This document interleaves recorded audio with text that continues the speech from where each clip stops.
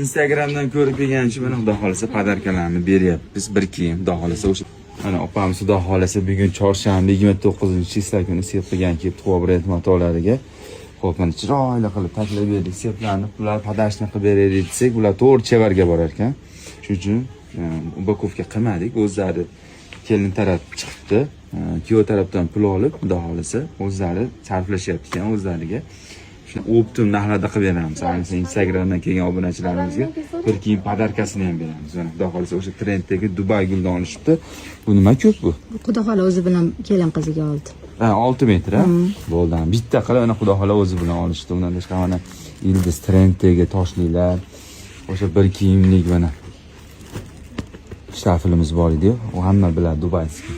Bundan tashqari koreyskiy bomba xat. Bundan chiroyli qilish bor. Xudo xolasa narxlarini ham optim narxlarda qilib berdik. Xudo xolasa tez kelib olaverasizlar.